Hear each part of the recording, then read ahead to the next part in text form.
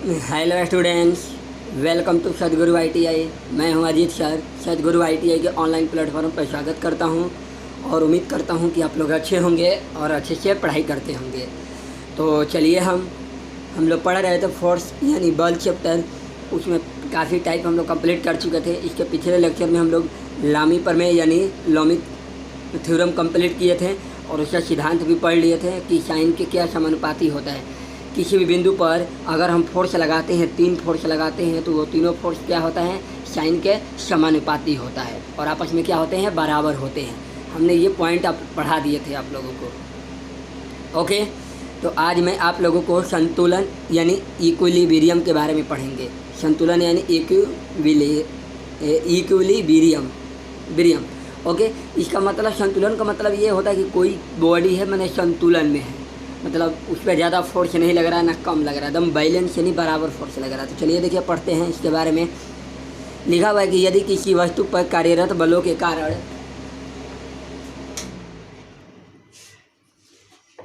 देखिए, यदि किसी वस्तु पर कार्यरत बलों के कारण उसमें किसी प्रकार का विस्थापन, घूर्णन अथवा ऐंठन आदि पैदा नहीं होती है तो कहा जाता है कि वस्तु संतुलन की अवस्था में है। कहने का मतलब है कि अगर हम किसी पे बॉडी पर कार्य कर रहे हैं, कार्यरत बल के कारण हम कर रहे हैं, तो उस पर ना किसी प्रकार का विस्थापन हो रहा है, ना घूर्णन हो रहा है, ना ऐंठन हो रहा है, किसी प्रकार का कुछ भी नहीं हो रहा है, तो हम लोग क्या कहेंगे कि वो बॉडी संतुलन में है। क्या कहेंगे, बॉडी संतुलन में है।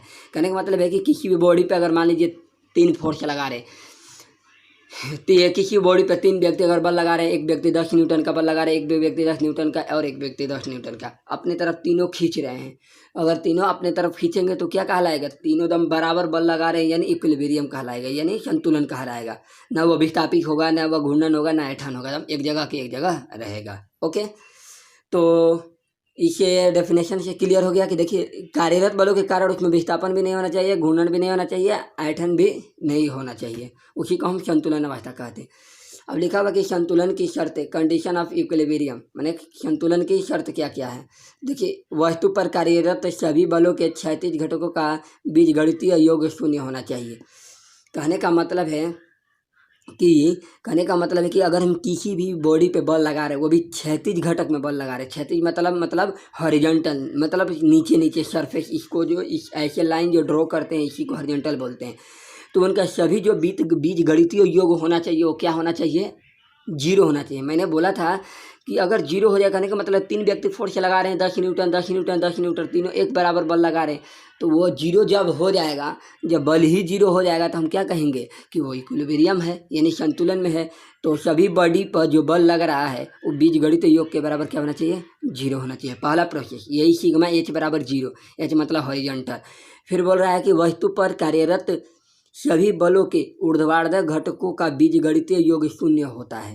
कहने का मतलब इसमें भी बोल रहा है कि ऊर्ध्वाधर किसे कहते हैं, तो जब वो 90 डिग्री पर या ऊपर की तरफ लगता है, ऐसे ऐसे लाइन ड्रॉ करते हैं, ठीक है, ऐसे लाइन हम ड्रॉ करते हैं, तो इसी को हम वर्टिकल करते हैं यानी ऊर्ध्वाधर बोलते हैं। तो ये ई बराबर क्या हो जाएगा, 0। ये भी कंडीशन है। पहला कंडीशन क्या था कि हॉरिजॉन्टल का योग किसी भी बॉडी पर अगर हम क्षैतिज बल लगाएंगे तो उसका योग क्या होना चाहिए, 0 होना चाहिए। वर्टिकल दूसरा प्रोसेस क्या था कि वर्टिकल होना चाहिए, उसका भी योग क्या होना चाहिए, 0 के बराबर होना चाहिए। ये दूसरा प्रोसेस है। अब तीसरा देखिए, वस्तु पर कार्यरत सभी बलों के घूर्णों यानी मोमेंट्स का बीजगणितीय योग शून्य होना चाहिए। यानी मोमेंट यानी जो घूर्णन है उसका जो मोमेंट है, मोमेंट का योग क्या होना चाहिए, माने मोमेंट में यानी घुमाव यानी टॉर्क, माने क्या होना चाहिए, 0 होना चाहिए। यानी मोमेंटम भी क्या होना चाहिए, 0 होना चाहिए। तो संतुलन के लिए क्या क्या प्रोसेस था। पहला प्रोसेस है कि किसी बॉडी पे अगर हम क्षैतिज बल लगा रहे हैं तो उसका बीजगणितीय योग क्या होना चाहिए, 0 होना चाहिए। दूसरा क्या बताए थे कि वर्टिकल अगर फोर्स लगा रहे हैं तो उनका भी योग क्या होना चाहिए, 0 होना चाहिए। तीसरा क्या बताए थे कि अगर हम बलों के घूर्णनों में बल लगा रहे हैं यानी मोमेंट्स में लगा रहे हैं तो हम उसको क्या कहेंगे, उसका भी योग अगर 0 होगा तो हम उसे कहेंगे कि यह संतुलन की शर्त है। संतुलन की कितनी शर्त है, 3 शर्त। ओके, यहाँ देखिए टिप्पणी में लिखा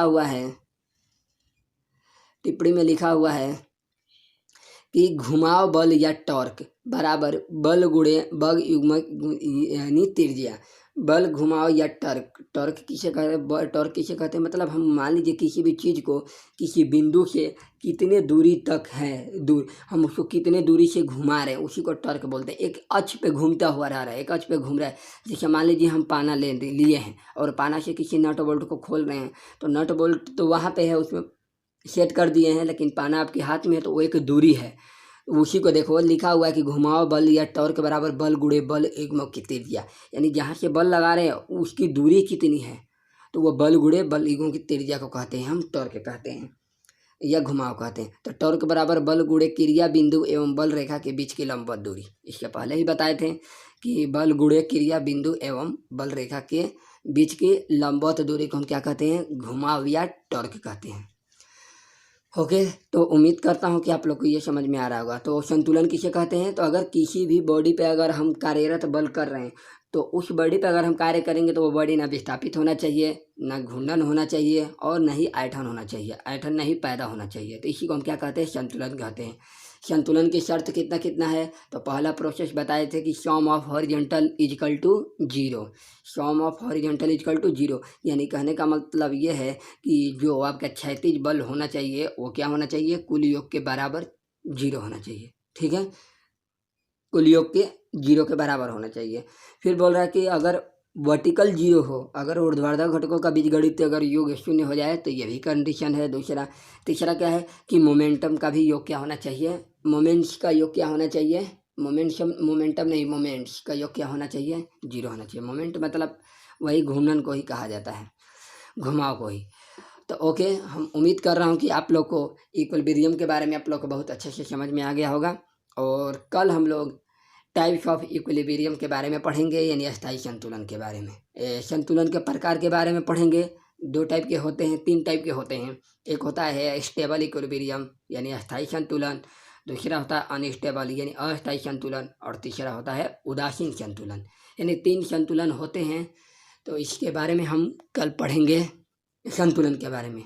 ओके स्टूडेंट्स, उम्मीद करता हूँ कि आप लोग को ये लेक्चर बहुत अच्छा लगा होगा और आप लोग अच्छे से पढ़ाई करते रहिए। Thank you.